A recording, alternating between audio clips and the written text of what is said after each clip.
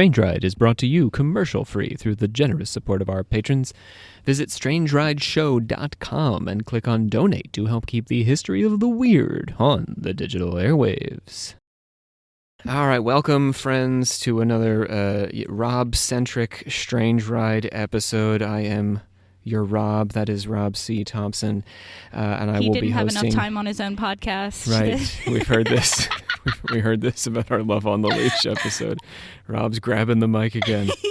Now, I want to tell everyone, the Alchemical Actors sponsored Savannah in part based on a deal where I would be allowed to talk about pop culture periodically, because I'm not really allowed to do that much on the OC. So yes, well, and also I truly was planning on doing an episode this month, but it's on a conspiracy theory, and reading the book has given me such a headache that I wasn't able to finish.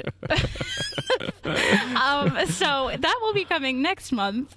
We've also just been very busy in our actual work lives too. Yeah. So I needed a break, and Rob was like, "I've already written all these things about this," and I was like, "Okay, you do your thing." So I've been excited about the topic of death on stage, of people who have died in front of audiences, and I've been collecting stories of death on stage, and I want to share one of those episodes with you. It was always our plan to share an episode of Death on Stage with you here on Strange Ride, and then our patrons are going to get the other 2 episodes of this. So today I'm going to be telling you stories of death by stunt. So we'll be talking about stuntmen, wrestlers, magicians, those sorts of folks who have died in front of large groups of people under tragic circumstances. And we're going to get some interesting tales from across history. We're going to do some the very recent death of the wrestler Owen Hart. We're going to go all the way back to the 19th century for the death of basically a cliff diver who used to attract large crowds. Yeah. Anyhow, let's pledge it out, shall we? I solemnly commit myself to keep my hands, arms, feet, and legs inside the vehicle at all times while on this strange ride. I almost started doing the occult confessions one. Because I'm talking. Yeah. All righty, strange riders. Let's start with the tale of Owen Hart. Owen Hart lived in Calgary, Alberta, the youngest of 12 children, including his older brother, Bret Hart. Are these names sounding familiar at all to you, Savannah? No. No, you didn't have brothers. I mean, you have a brother, but he's young. The family ran a wrestling business managed by his mother, Helen, and Owen's daily care was largely handled by his father, the wrestling legend Stu Hart. Stu often brought Owen and his brothers down into the basement where they had a wrestling ring. Wrestling? Yeah. I'm going to really need to not say wrestling all the time in this portion of the episode. Anyway, he'd teach them various submission holds and moves that they could use in competition. Not surprisingly, all of Stu Hart's sons became wrestlers. How many sons did he have out of the 12? Of the 12, a bunch of them. Oh. Yeah. It was like 4 or 5. Actual statistic? Yeah, the statistic was one whole bunch of them. The Hart boys. I think I can picture 4 of them, but maybe there was 5. How old was he when they were wrestling in the... they were like 6 years old to get started, yeah. Bret Hart was a big deal. Owen Hart was a big deal, too, in world wrestling. While Owen was successful, what was I saying? Owen wrestled in high school, and he got a scholarship to attend college, where he studied physical education. But in 1986, Owen joined his brothers in the world of professional wrestling. While Owen was successful in his father's Stampede wrestling circuit, so the family had their own wrestling channel, wrestling unit. Oh, yeah, they interesting. Staged their own. Is that why he had so many kids? to staff the. Yeah, maybe I should think in those terms. Yeah.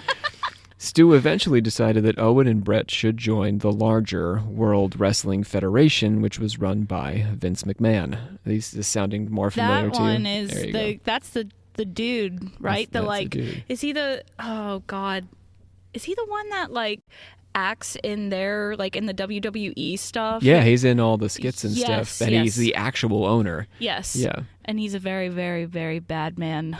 I mean, he plays one. Yeah. He often plays a heel in his own stuff, yeah. But he's not going to come off well in this episode either, I hate to say.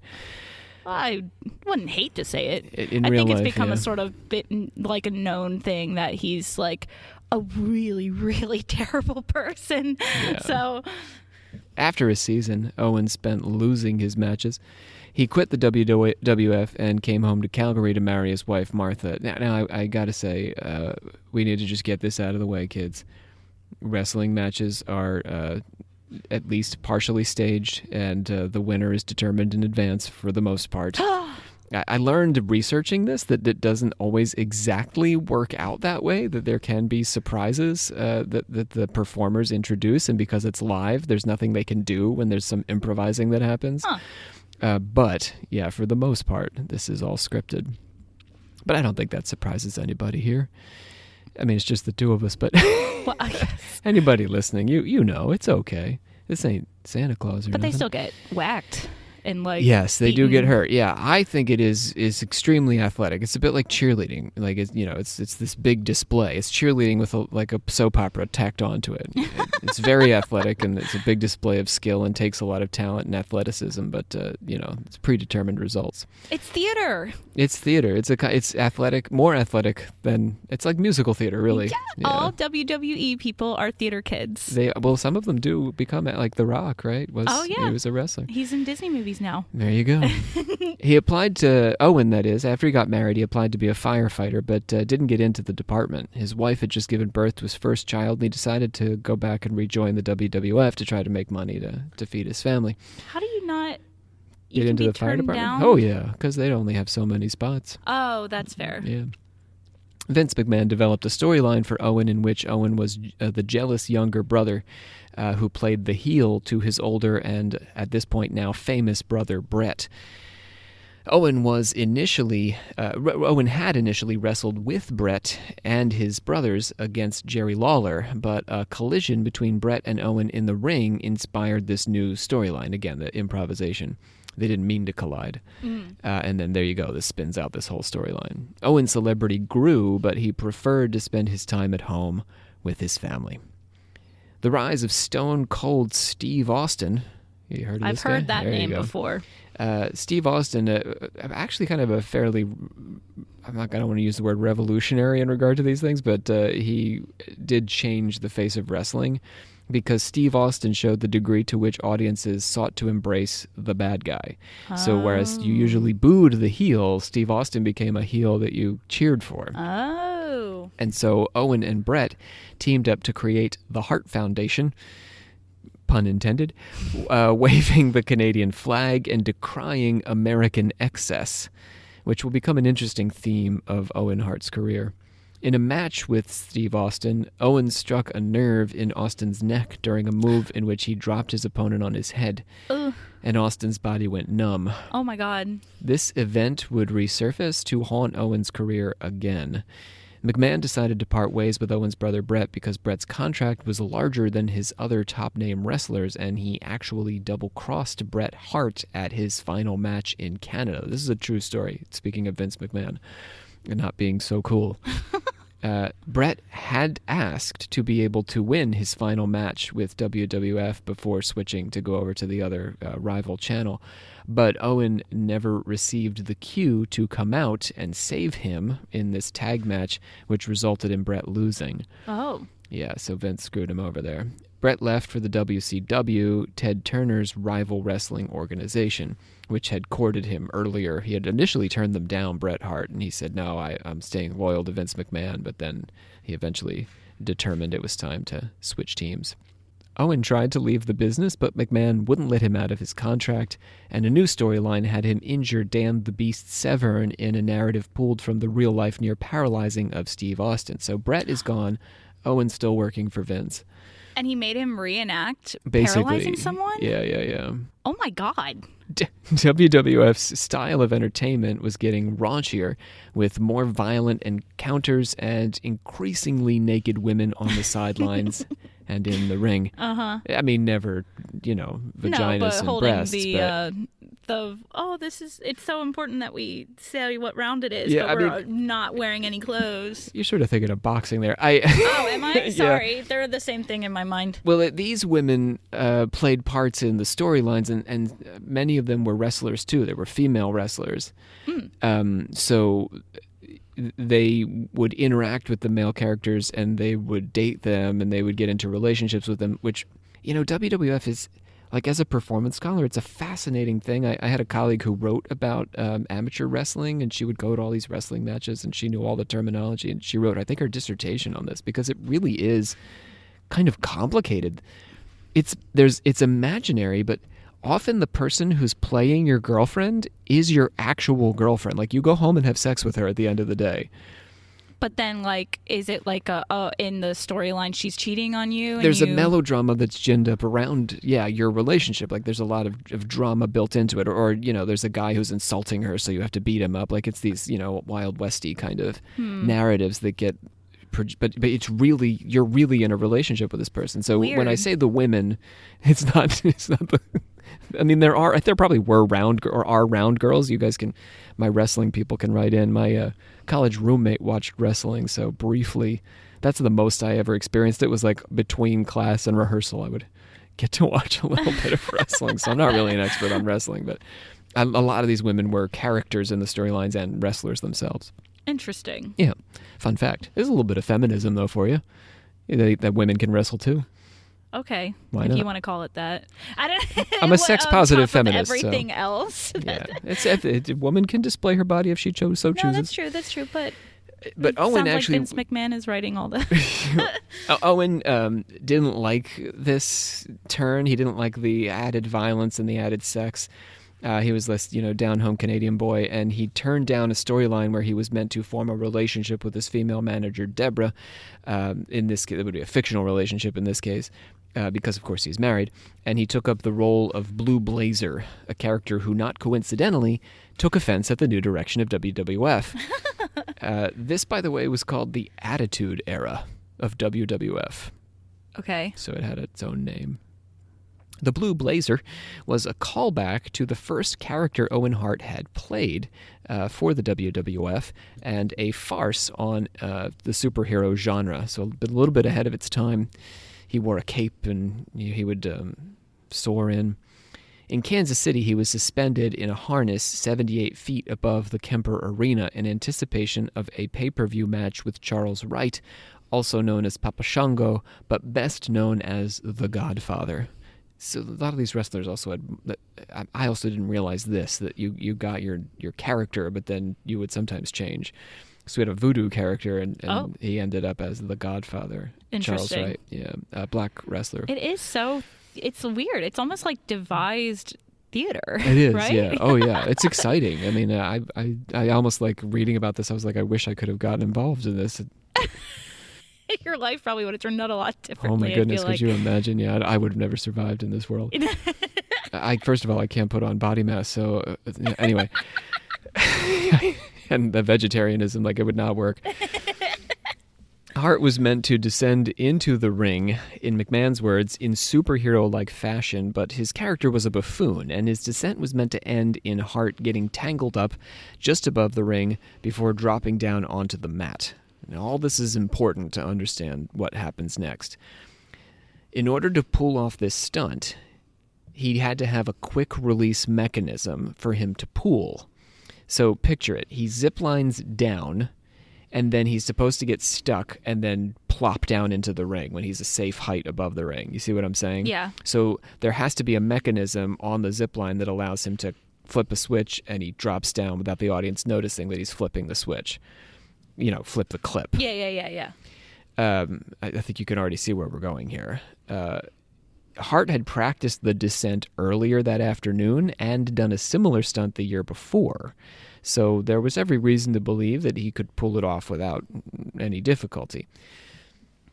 He ran up through the crowd to the top of the arena, where riggers connected him to the device in the catwalk. We call anything in the theater that involves flying in from above, the rails and all that, that's rigging.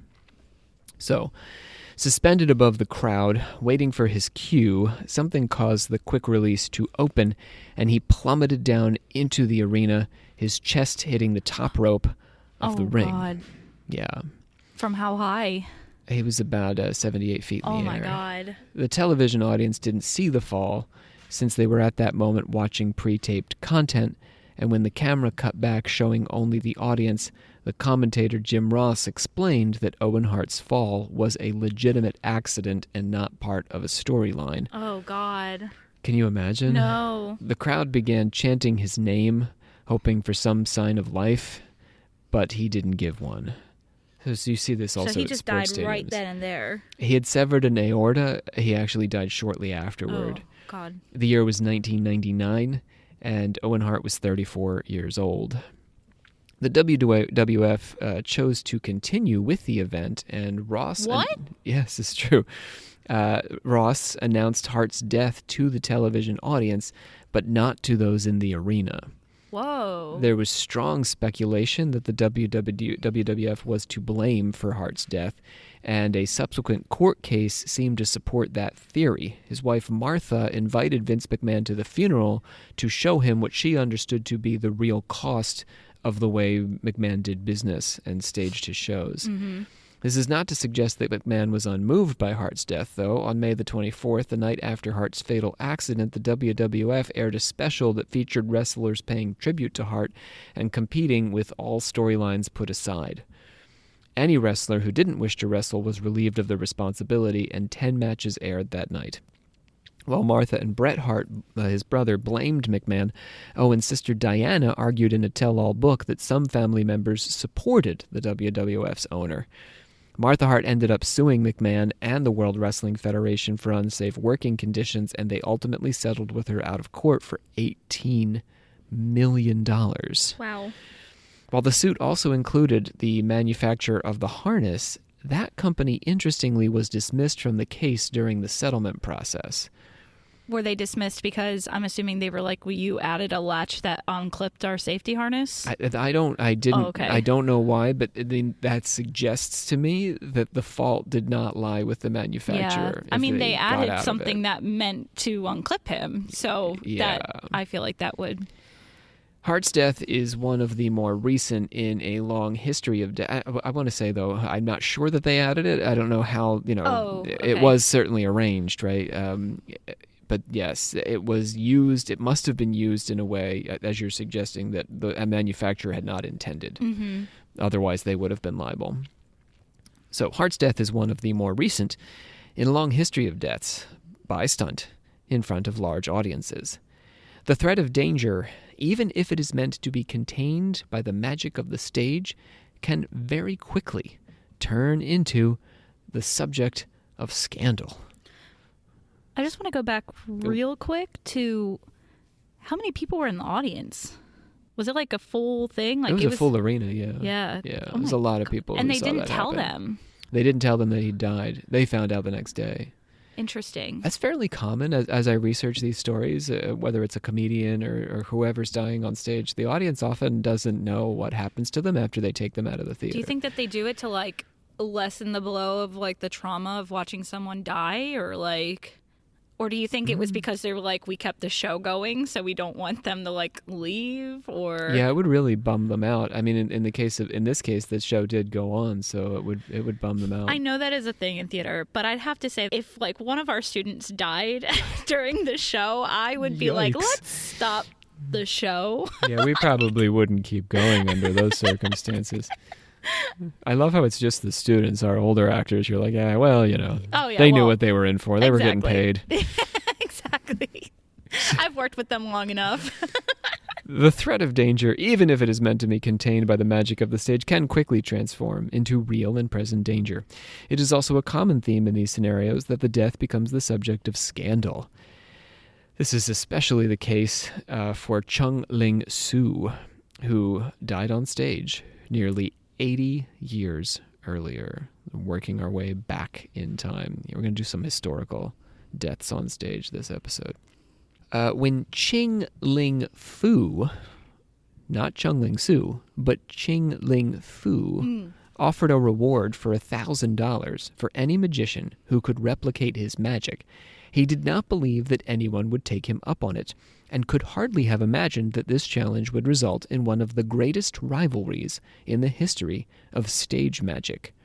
I love a good rivalry, though. Have you seen The Prestige with Hugh Jackman? No. This is a little bit inspires that movie. Ching Ling Fu, that movie sucked up a lot of pieces of history, but yeah, anyway. Ching Ling Fu was born Qi Ling Hua and was a Chinese magician who hailed from Beijing, where he first started practicing sleight of hand at the age of 16. He told the New York Dramatic Mirror that he was involved in the mercantile business and performed magic on the side for the amusement of his friends until he decided to move away from China and make stage conjuring his primary business. Ching's primary illusion was covering the stage with a large cloth from which he would produce various objects, including a large bowl containing 2 pails of water and weighing roughly 80 pounds. Yeah, I was about to say water's heavy. Yeah. Making that appear out of thin air is a pretty good feat, honestly. He would also bring live chickens, a lamb, and his own 2-year-old daughter out from under the cloth. Although Aww. New York's Jerry Society looked down on the use of children in performance, and so he eventually had to cut his daughter from the show. I mean, fair enough. Yeah. But also, it's kind of adorable to be like, hello. In addition, Ching performed fire eating. I'll quote here. He then lights some Chinese punk and eats it, after which he drinks a glass of water. He then proceeds to blow immense clouds of smoke and flashes of flame from his mouth, and at intervals spits balls of fire. As a climax, he spits a big lump of fire into a tin box filled with firecrackers which go off with loud reports. That sounds awesome. Yes. That's pretty cool. You would stop and watch that. Oh, I would. In addition to his daughter, he also performed with his wife, who displayed her bound feet, and his son, who performed acrobatic and juggling tricks. Wow, what a family. What a family, yeah. I mean, bound feet is, for those of you who are not familiar with Chinese culture, it's an imperial tradition going back thousands of years that noble women would bind their feet because the Chinese valued tiny, petite feet. Oh, I didn't... Oh, yeah, so Wait, now you don't they like did it so that much for anymore. a show? Well, his wife had bound feet, and it was a novelty for Western audiences who had not... ever practiced I anything understand. like I this. thought you meant that she was like an escapist and she like was tied up and she had to escape or something. No. Oh, by bound feet? No. Yeah. I mean, you can look up bound feet. I don't want to get into the details, but it's unpleasant. I've seen it. It's really creepy. Ching, the magician, began offering the reward I mentioned at the beginning in 1898, and a vaudeville magician named William Ellsworth Robinson of New York tried to take him up on it. But Robinson had already unsuccessfully attempted to replicate Fu on an earlier offer, and so Ching rebuffed him this time. He said, well, you screwed up last time. I'm not going to waste my time with you again. Robinson had a knack for impersonating other magicians, though, and as it turned out, had likely at least begun to learn how to actually replicate Ching's act. In 1900, a theater in Paris was looking for a Chinese magician, and Robinson, who was not Chinese, took the job. And yes, it's a famous historical example of what we call yellowface in the scholarly community. Oh, God. Took the job and began creating an act based on Fu's. He changed his wardrobe to traditional Chinese attire. He shaved his head. He began wearing a queue in the back of his head, which is a long ponytail, traditional Chinese ponytail. Okay. So your shaved head, but then you have the long ponytail. Yes. I thought you meant he like drew a literal Q on the back of his head for a split second. Yeah, you have to pick your favorite letter. And he started painting his face with grease paint. So oh my God. Very yellow face brought to the nth degree. Bro, yeah. He called himself Hop Sing Su, a name that would evolve to become Chung Ling Su, which was incredibly close to the stage name for the magician, Ching Ling Fu. Yeah, it just sounds like it backwards almost. Yeah, he just changed a couple letters. And he migrated his act to London. He created a backstory for himself, claiming he was a descendant of a Scottish missionary and a Chinese woman who both died when he was 13, leaving him to be raised by a Chinese magician named R. He. So did people actually believe he was Chinese, or did they know is like part of the act? I mean, I'll get there. Oh, okay. But he committed to the bit, and the Scottish father, I think, helped a little bit because he didn't he obviously isn't Chinese, so he's Yes. suggesting that he's half Chinese, which Okay. makes, the verisimilitude gets a little closer to what we're actually looking at. Like Ching-Ling Su claimed to speak no English and was largely silent on stage apart from some broken phrases. So he didn't have to learn to speak Chinese either, because he just didn't speak. But then probably like sounded incredibly racist with his like broken speech and stuff. I'm sure. I mean, I'll give him the benefit of the doubt here. I do want to say Yellowface bad. We don't do that. We should not do that. Scarlett Johansson should not have played that character, but or Emma Stone for that matter. But look all that up. Look up Yellowface. But he was supposed to have been a very good impersonator. Is the only reason I say maybe he did an offensive but good job of impersonating. Who knows? Okay. Could be. Okay. In 1905, Fu attempted to out Su by challenging him, claiming that Fu could replicate all of Su's illusions and thereby demonstrate that he was the true original Chinese performer. But to answer your question, it quickly became clear that the British press didn't care that Su was actually a white American, and so Fu dropped the challenge in disgrace. Oh. Yeah, racism got him there. They were like, yeah, he's a fake Chinese guy, but we don't care. He's good, so we're going to go watch him. While touring in New Zealand and Australia, Su became less careful about his Chinese impersonation and actually gave press conferences in English with his American accent, telling more or less the same backstory about his Scottish father and Chinese mother. Interesting. Just so happened that he had an American accent. Well, I mean, he got backed up and was like, oh, the people don't care. So Yeah, I guess that's true. I think that he learned. Ching-Ling Su died. Remember, that's what the purpose here. He's such a weird character that it's easy to forget that the reason we're here is to talk about a death on stage. But Ching-Ling Su died while performing one of his most famous feats. This is the American guy, right? The American guy, okay. yeah. Ching-Ling Su, he doesn't live forever, but he doesn't die like this. But Ching-Ling Su, the American, dies performing the bullet catch. Yeah. Oh. 3 soldiers with loaded guns had been marked by a committee who placed the bullets in the guns. They fired the bullets at Su, who, a second later, stood holding the bullets in a plate. The soldiers, according to the narrative, were meant to be members of the Boxers, the Society of Righteous and Harmonious Fists, who had rebelled against China's European occupiers at the turn of the 20th century. We do have an OC episode. Oh, there's a lot of lore behind this bullet catch. Well, this is it's like 1900, so you got to have lore. That's part of your magic act. Oh. It's not the David Copperfield thing where like, here I am, and there's the wind blowing in my hair, and now I'm going to just do a magic. You told this whole story. Got more for your money back then. And these boxers were very much in on the act. The guys who were shooting at him. Yes. The routine, down to the storyline, had been copied directly from Fu. The day he died, March the 23rd, Su had already performed one successful bullet catch at an earlier show. But during the second performance, he was shot in the chest, and he died the following day. Oh, yeah, because you're supposed to get shot in the mouth, right? I mean, there was a firing squad, so I guess they could have hit him anywhere. So because I was thinking... Or did they catch it in their teeth? Yeah, in the video game... I know it's a video game, but in Red Dead Redemption 2, you could go to the theater at one point and like you would watch someone spit fire and you'd watch someone dance, and then the last act, this guy would be like, somebody shoot at me. And so of course, as the player character, I'm like, I have a gun, I will shoot at you.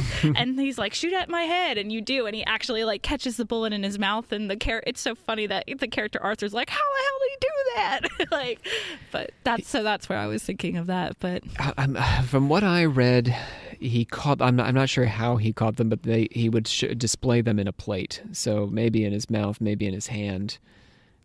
But they were actually shooting at him? Well. Okay. Here we go. How in do you Red do Dead it? Redemption, I shot an actual bullet at that guy, and he caught it in his mouth. In an imaginary land. In a video game. Okay. So how did the trick get done? Are we going to get sued by the magicians for breaking the magician's code? I think that this one is not done anymore, so we're probably okay. There's a couple of versions of guesses as to how the trick was performed and went wrong. In one, the ramrods were the source of the illusion. So the ramrod's what you jam the bullet down with. Okay. The ramrod, when you jammed it in, actually created a second barrel that kept the bullets from firing. So it put a faux barrel in front of any bullet that was placed in the gun, so the bullet never left the gun. Oh. Over time, this story goes, the ramrods became faulty, which allowed the bullet to ignite and hit Sue. Oh. Another version of the trick required that the audience mark the bullets. Sue held on to the bullets and allowed the soldiers to load substitutes into the guns, so the sleight of hand was done at that point rather than when the gun was loaded. But the guns had 2 chambers, and the chamber loaded with the bullet was not the one that was fired. You got me? Yes, yeah. Sue held the plate over his heart to show the soldiers where to aim before catching the bullets and dropping them into the unshattered plate. When he was struck, Sue said, "Oh, my God, something's happened." Lower the curtain. Man, it's tight, Savannah. No, I'm sorry, but I Lower just the imagine curtain. getting shot and being like, "Oh my, this hurts." Lower the curtain, yeah. Possibly this was... he said lower the curtain? Yeah. Oh, okay. This may have been his first full English sentence on stage in a very long time. The year was 1918, and William Robinson, better known as Chung Ling Soo, was 56 years old. Investigators determined that Robinson's death was an accident, but there has been some speculation since, most famously by the stage magician Will Goldston. It all begins with a letter written by a magic fan, that is, a fan of magic. And this magic fan's name was Robert Smithson, and he wrote this letter to a journalist. Smithson claimed to have seen Sue's performance 14 times as a child, and to have been in London with his army buddies to see Sue's last performance years later. He didn't know it would be his last performance, but he was like, "Oh, I love this guy as a kid. Let's go see him." Smithson observed that the night he died, Sue did 2 things that he had never done before. He informed the audience, presumably through an interpreter, that the trick he was about to perform was very dangerous, and he loaded the gun himself. Ordinarily, the loading was performed by an assistant. Okay. Goldston claimed that Robinson had been in his shop that week and told Goldston, the magician, so the magic fan told that story. Okay. Now we're switching gears to the magician who relays all of this to us. Goldston claimed he had been in his shop that week, Robinson that is, and told Goldston that he was depressed and unsure of how he could keep up paying for his wife and his girlfriend who lived on opposite sides of town. This guy was such a scumbag. He's a mess. Kind of feel bad for him. In other words, he was stretched beyond his means.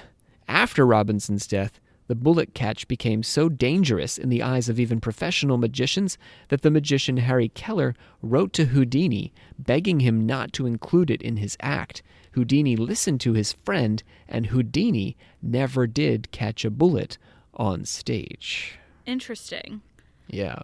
Huh. So a bit of scandal around the death of Sue. Yeah. But that story is suggesting that he maybe knew that it was going to kill him? He'd committed suicide in front of all those people is one way of looking at it. Ooh. Goldston suggests that is possible. Goldston paired with the magic fans info, that the trick had been done differently that night. Yeah. Interesting. I got one more story for you. We're going to go even further back in time. You ready for this? Yes. My final story of death by stunt, I'm going to move back in time nearly 100 years to the diving stuntman Sam Patch, whose story bears striking resemblances to Sue's as well as Hart's, and we'll explore that at the end. Sam Patch was known for performing daring jumps off the sides of cliffs into great bodies of water, most famously at Niagara Falls. His career lasted only 3 years before he died doing what he was known for. A wooden placard placed over his grave read, "Here lies Sam Patch. Such is fame." Yeah. Patch was born in Pawtucket, Rhode Island in 1807 and moved to Paterson, New Jersey, where he started a cotton mill.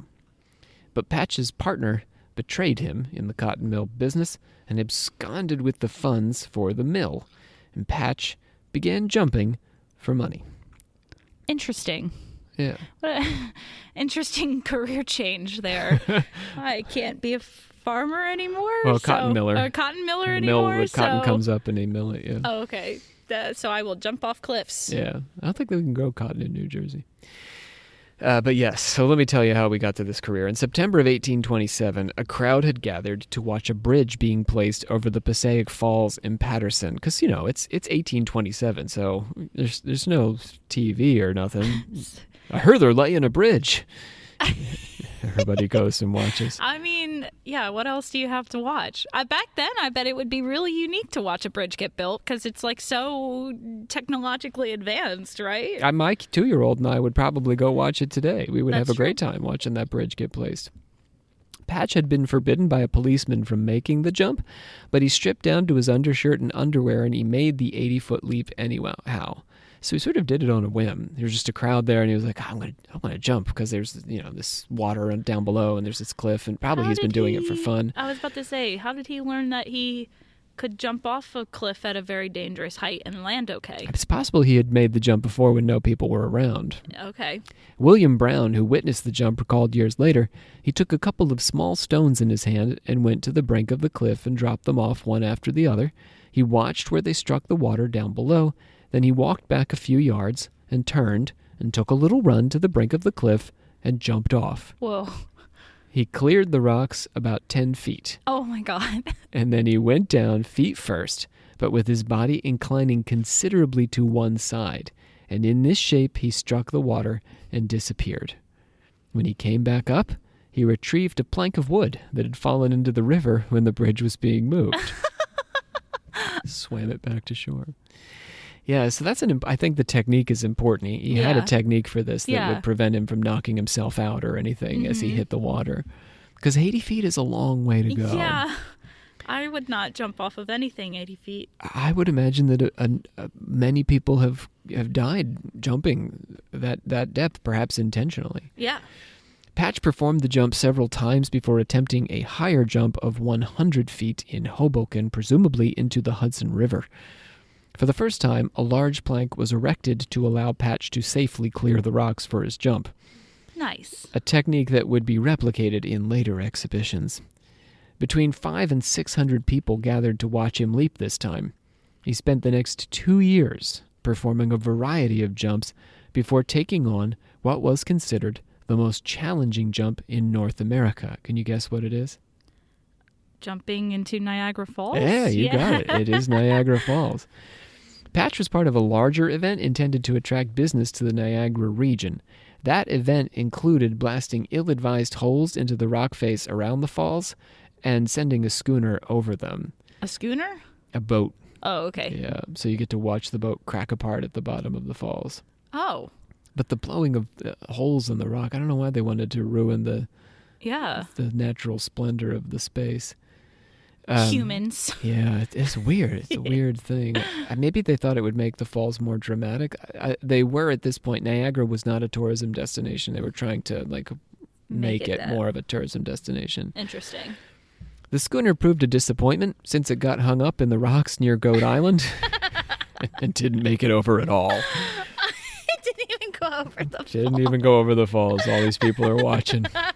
That was going to be the best part. Imagine you have nothing better to watch. You're probably excited about this for like an entire month, and then it doesn't even fall over the waterfall. I would be comforting my 2-year-old and smashing things the rest of the day, just throwing crap into the water. Patch was delayed himself a whole day getting to Niagara, and was scheduled to jump at noon the next day. You got to cross the whole state, to get to Niagara from Jersey.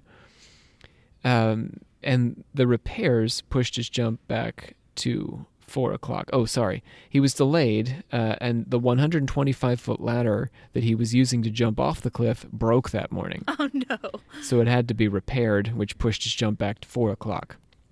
The delays in the weather, which had been rainy, meant Patch enjoyed a smaller crowd that day than he'd hoped for. So at 4 o'clock, after kissing the American flag, he leapt. This became part of his routine. He would kiss the flag. Silly. It's very 1827. The jump was roughly 100 feet. Not entirely over the fall since it was 2/3 up the cliff, but still very impressive. Mm-hmm. Oh, yeah. I mean... So he's not really jumping right next to the waterfall, but it's up there. He's jumping next to it, not, all the way up at the top of it. Yeah. There was a long pause after he jumped as a boat went out to locate him. And then Patch emerged on the shoreline, and the audience cheered. But Patch was not happy. Not a content guy. Oh. The crowd had been too meager for such an amazing feat. I was just thinking that. I was like, I don't know if I'd jump I'd risk my life for something like that for a very tiny crowd. I think he weed himself up, right? So he was going to do it, but yeah, he wanted more out of it. He got paid to do it, right, though? Well, I'll tell you, they tended to collect money for these things. Uh-huh.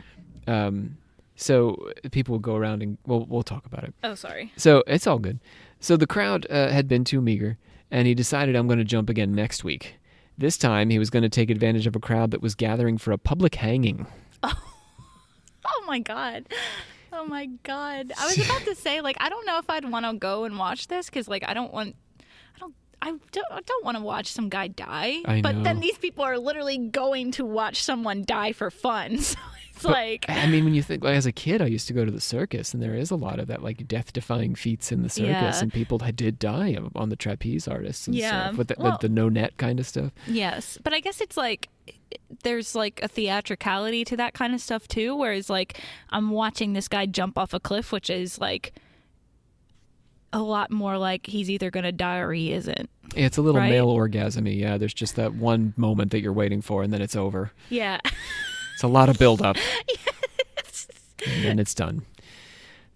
The day after. And he's either dead or alive. Sorry, Sam Patch. Sorry, wherever you are, Sam. I'm sorry. Yeah, he's I apologize. turning in his grave. Yeah, right. Maybe he liked that metaphor. The day after the execution, Sam's still alive. There's another guy who died, unnamed in any of the research that I looked at. Once again, Patch was up there on his ladder, kissing the flag, and he jumped. And once again, he emerged unscathed. Did he have a bigger crowd? Yeah, bigger crowd this time for that public hanging. A Buffalo newspaper called Patch's jump the greatest feat of the kind ever effected by man. Wow. And almost overnight, Patch came to be regarded as America's greatest daredevil. Patch became identified with the phrase, the real Simon Pure, as in Patch was the real Simon Pure. Simon Pure was a character from Restoration playwright Susan Sontlever's A Bold Stroke for a Wife, who was impersonated by a false Simon Pure. Okay. Yeah. It's a deep cut. A lot of levels to this one. Yeah, for sure. To be the real Simon Pure was to be the real deal. And we would say you're the real deal today, right? The real Slim Shady. And I don't know if they'd say that anymore. Can you imagine? You just dated yourself 100 years from now, someone would be like, they called him the real Slim Shady after the musician and rap artist Eminem, who sung of the not real Slim Shady, who was not him, because he, Eminem, was the real Slim Shady. Everybody else is just imitatees. Now you're dating yourself. Patch. To be the real Simon Pure was to be the real deal. Patch showed that he was just that.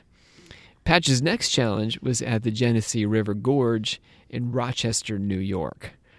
The Genesee Falls were 97 feet high and posed a challenge comparable to Niagara. But Patch was making these jumps within a month of each other, and the jump at Niagara had taken place, I didn't mention this, in October. Oh, no. Oh, but that's so cold. Well, now it's November. The weather is getting colder. Local subscription papers called for spectators to make donations for Patch to jump along with his bear, a pet he'd picked up along his travels. A literal bear. He had an actual bear? Yes, a live bear. Where did he... was it a baby that he stole? Or, he just adopted an adult bear? I find this man kind of charming. He's charmingly eccentric. He just picked up this bear, He's going to make the bear jump off a cliff? The bear was apparently quite good at it. The bear plunged... So what? How did he convince a bear to do that? I don't know if they had a conversation about it. But you still would have to convince it somehow. Maybe he practiced with it. I don't really know. Because, I do talk to my dog, but You're not like, would you like to jump off of this dog? Yeah, well, at the end of the day, I'm like, well, you want to do this? You got to get some food, or like, maybe I have to use a treat to get him to do this thing. Maybe there were promises made. You have a fish at the end of it. It was Friday, November the 6th, and he pushed the bear over the edge first. He pushed it. The bear plunged into the water, emerged, and swam safely to the shoreline. I'm sure very confused about what the hell just happened to it, but alive nonetheless. Then Patch jumped. Thousands had watched. Maybe the whole, you're waiting around for one thing. He's trying to add more to the show. Yeah. Thousands. So he's going to do the bear. I can't get over this, that he first of all has a bear and then makes it jump off cliffs with him. Where'd he get the bear? So he must have been feeding it and then pushed it. But also, how do you push a bear? Because it's so heavy. I don't know if I would feed it. I want it to choke on its way down because it's going to be really surprised when it's falling downward through the air. That's true. Falling but how do you get it to dozens sit right? Of feet. Well, I guess it did he have it on a leash? Maybe you could. Yeah, I think that was a thing. It must have been a relatively small bear. I would go with an unleashed bear also, though, because you don't want the leash to get tangled up on the way down. So you're just going to have an unleashed bear that you release. Was it like a black bear? Because I could see a black bear being... I think it would have to be. Yeah, because they're tiny for a bear. I'm picturing a giant brown bear, grizzly bear. Oh, no, it's a little bear cub. So thousands... It was a cub? Well, inevitably, it was his little pet. Thousands. It's just a little baby getting pushed on You're really the hung up about this poor bear. Animal cruelty. Thousands had watched him jump at Niagara, and between 6,000 and 8,000 had gathered to watch him plummet feet first into the churning waters of the Genesee River, which he did with complete success. Oh. However, history records that Patch was not content with the amount of money raised by the large crowd, and determined to jump again the following Friday, the Friday after November 6th. Friday, November the 13th. Oh, no. No! Are you serious? This is real. Yeah, this is an amazingly strange story. Is this where the Friday the 13th bad luck comes from? I don't know, but it's I'd certainly like to look into related. Where that idea that comes might be a from. good strange ride. Yeah. Witnesses reported that all of Monroe and Ontario counties appeared to have turned up for this jump. I've done a lot of research on this region of the world, so I'm also just charmed by it being the setting for this event. Where are we again? We're in Rochester, outside Rochester. Oh, okay. Yeah, in rural New York. Where Joseph Smith found his... all these, yes. Yeah, that's where Mormonism was born, spiritualism. Yeah. So men circulated gathering money for Patch's leap. This was to be Patch's final jump for the season. Before the jump, he said, Napoleon was a great man and a great general. He conquered armies and he conquered nations, but he couldn't jump the Genesee Falls. Wellington was a great man and a great soldier. He conquered armies and he conquered nations and he conquered Napoleon, but he couldn't jump the Genesee Falls. That was left for me to do, and I can do it well. That is really weird. What? This was, for the record, considerably more bragging than he had the opportunity to get up to at Niagara Falls, where he was reportedly much more nervous about the feat. I'd like to just take a pause for a moment to be like, could you imagine us getting up on stage every day and being like... Napoleon may have been a great general, but he couldn't do theater. He couldn't put on this show. I mean, it is that machismo, right? Yeah, of it. That's pretty cheesy. This was, for the record, considerably more bragging than he had the opportunity to get up to at Niagara, where he was reportedly much more nervous about the feat. But even at Genesee, most of his words were lost to the November wind. Well, that makes sense, because he's up on a, 80-foot cliff, essentially, and people are down in the water. Whoa, whoa, whoa, whoa. Could they even hear him at all? They're like, is his mouth moving? I think. He's saying something. Something about Napoleon. He had also altered his traditional costume of white undershirt and undershorts by tying a black scarf around his waist. Okay. Witnesses observed that Patch's body did not maintain his traditional arrow-like pose, but his arms and legs flailed as he fell, and he hit the water with a loud slap. He never emerged from the water. The year was 1829, and Sam Patch was all of 22 years old. Oh my God. I didn't realize he was so young. Yeah. That's insane. Relatively brief career. Yeah. In the aftermath, newspapers and Christian ministers scolded the crowd for Patch's death, blaming them.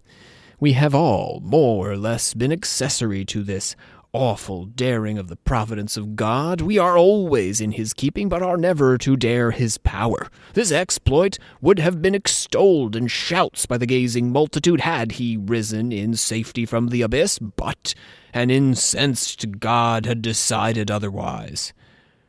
And so his very public demise became the inspiration for the revival culture that was springing up in Western New York at that very time period. Yeah.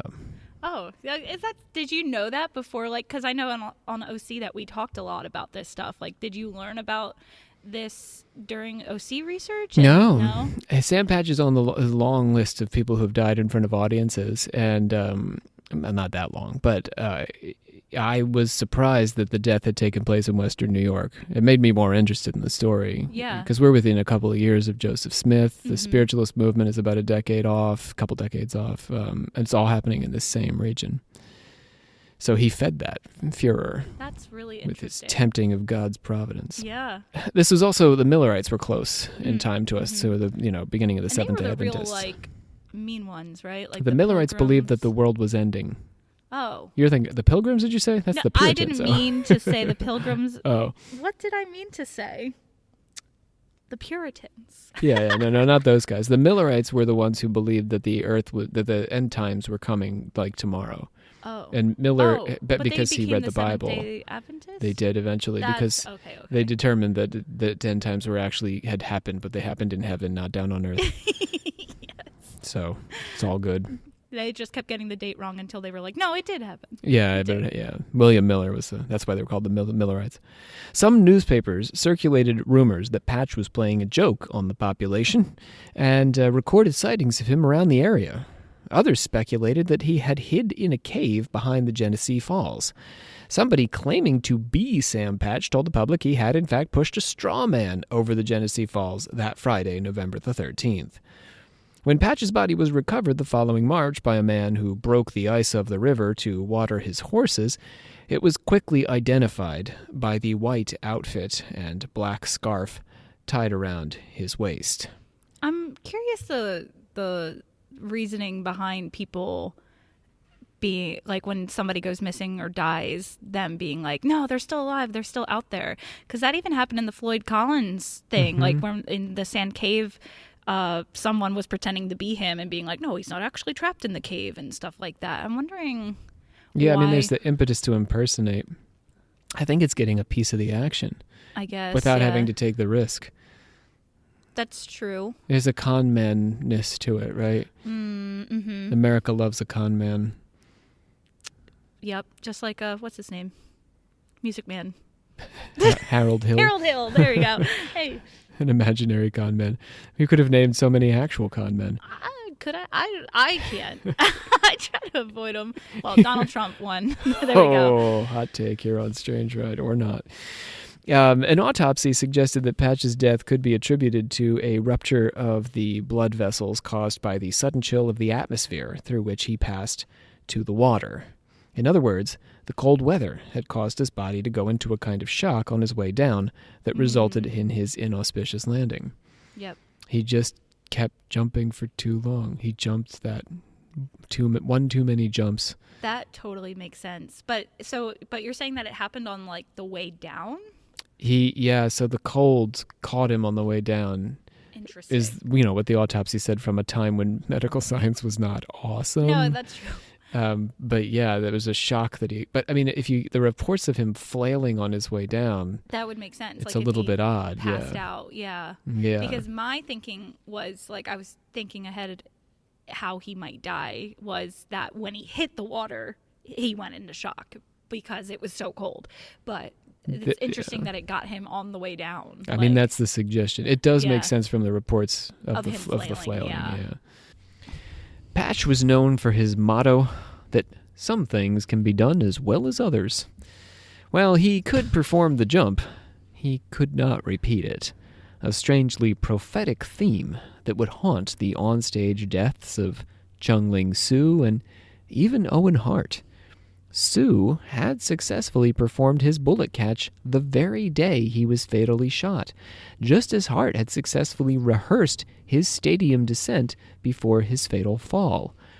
Also, all 3 deaths were attended by scandal. In Patch's case, there was the unlucky date of his jump and the subsequent scolding by the press and the clergy. For Soo, it was the suggestion that he could have staged an elaborate suicide, and for Hart, it was that, having fallen out of favor with Vince McMahon, his life was recklessly jeopardized, if not through malice, then negligence. The daredevil tempts fate, but we, the audience, put tremendous faith and credence in their superhuman skill, so much so that we look for scapegoats when that skill fails them. It was the weather, or bad luck, that killed Sam Patch, who otherwise should have been able to survive the leap. We struggle to accept that the pressure of the crowd's expectation or simple bad judgment can be the source of terrible tragedy for those we have marked as somehow more than the average mortal. And that's what I have to say about death by stunt. Final thoughts there?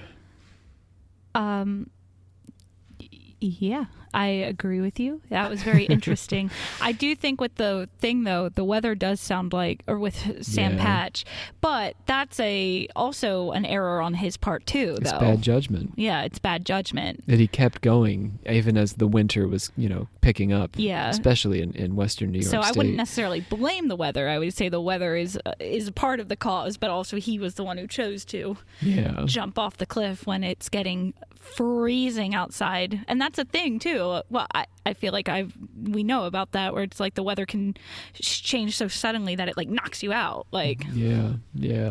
His story is really something. I mean, all 3 of them are very interesting people with very interesting careers.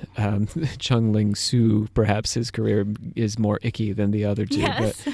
But really, just interesting figures. Sam Patch and Owen Hart are almost like reverse mirror images of each other, because Owen Hart was struggling to get out of show business and try to live a normal life, whereas Sam Patch was desperate for the spotlight. And, and ultimately it was those very things that did them in, insofar as, Owen Hart's desire to get out of it led him to be cast in the role that he was, to be this buffoonish character. And Sam Patch just wouldn't stop jumping. Yeah. Owen Hart's is like the most tragic for sure. That's so sad. It is. But it is fascinating, I guess. It's okay. I think it's okay to acknowledge that these are the deaths on stage. What I found is that they're always fascinating people who die under fascinating circumstances, which is okay, I think, to acknowledge. Yeah. Also, do you know what happened to the bear? I don't. I assume that someone must have adopted the bear and carried on as usual. I hope. Probably that very day. Him off of cliffs. Yeah, the bear was done jumping off cliffs after that day. I'm confident of that. Everyone was so traumatized watching Sam Patch not rise from the water. I feel bad for the bear. Yeah. Do you know the bear's name? No, but he had a very brief relationship with Sam, so I sincerely doubt that he felt very much attachment one way or the other. Oh, well, I just feel bad for the bear in general geting like pushed off the cliffs and stuff. But at least the bear survived. That's true. I'm glad for that. All right. Do your thing and get off the ride. Thank you for riding along with us. Please watch your step as you exit, and remember to take all personal belongings with you.